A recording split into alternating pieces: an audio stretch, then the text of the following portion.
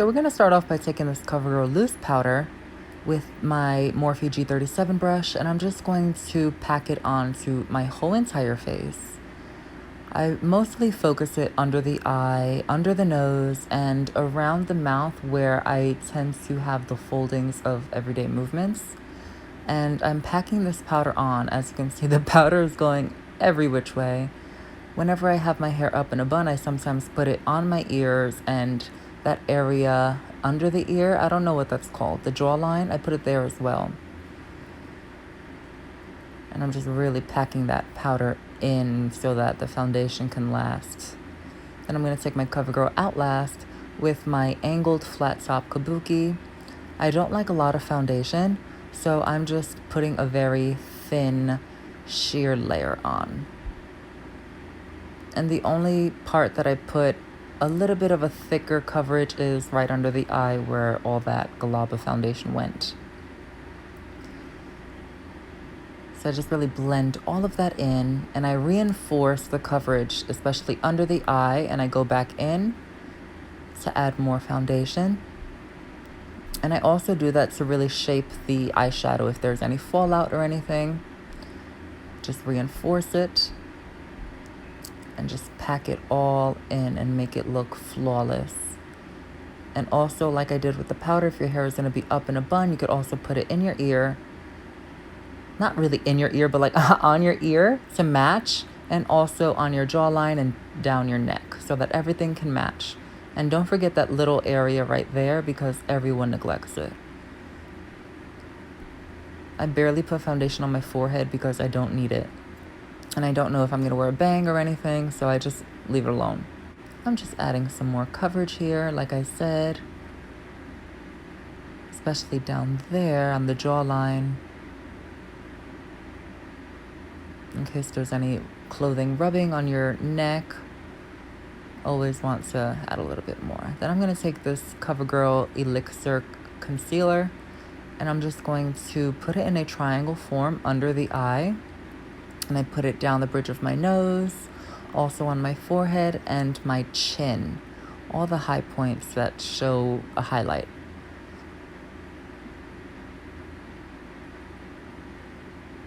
This concealer is so great and it blends beautifully. After this, I am just going to take my concealer brush and I just blend everything out.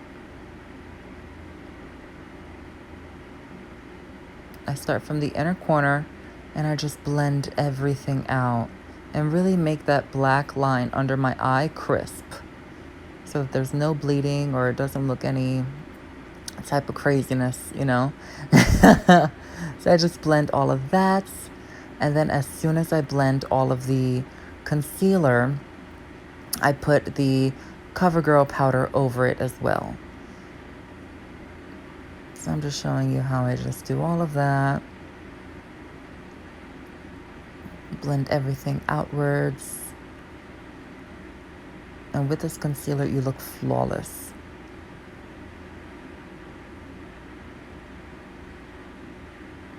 Just reinforcing so that no lines are there.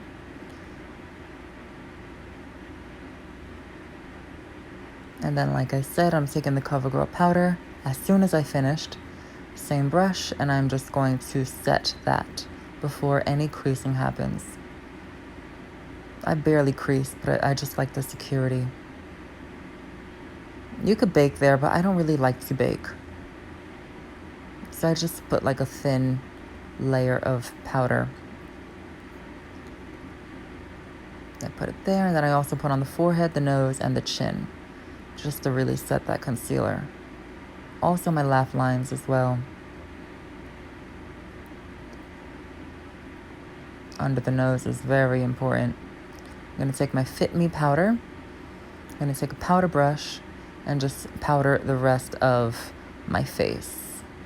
I love this powder because it makes you look like a porcelain doll. And it's so cheap as well. Into the nose, onto the ears, on the neck. Just throw it everywhere. But don't throw it under your eyes because that skin is much more sensitive, and if you put a pressed powder onto your crease, you just tend to look older. And never blow on your powder things like eyeshadow or whatever, your brushes, if you're working on a client. But if it's your own, who cares?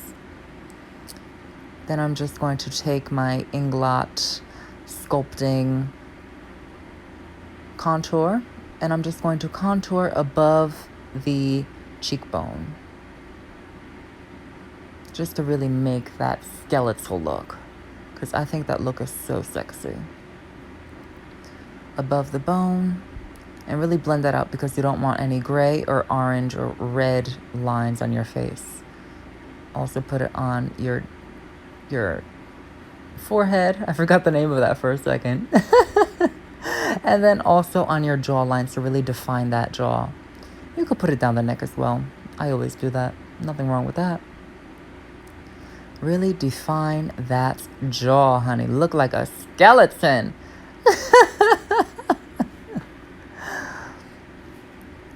Then I'm taking the J.Lo Illuminizer, and I just take a highlighting brush and highlight away. I hate a thick, bright highlighter, so I always put like a very subtle amount on, and then I just use a fluffy brush that's clean, and I blend all the powders together after I do the highlighter, because I hate that highlighter look. It's just so ugly to me, and it's not natural.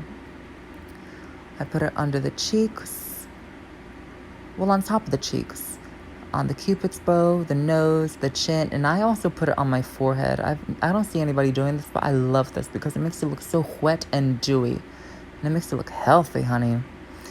And that's it. That's the brush that I use, an all over brush. Blend all the powders together,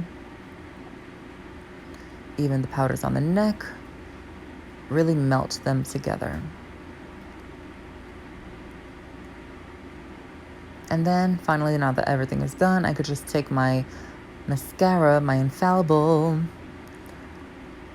and then I just put the bottom lashes on. I love this mascara to death. Another dance break. Yes. And then I'm just going to take my CoverGirl Outlast Active Setting Spray and drench my face. Then I'm going to fan it off with a fan. And then I put more to really set that, especially in the middle. And look how that highlighter is just shining with that with that setting spray. It's amazing. And that is the look. I later put on the CoverGirl lipstick and J.Lo lip gloss on top to complete the look. So gorgeous.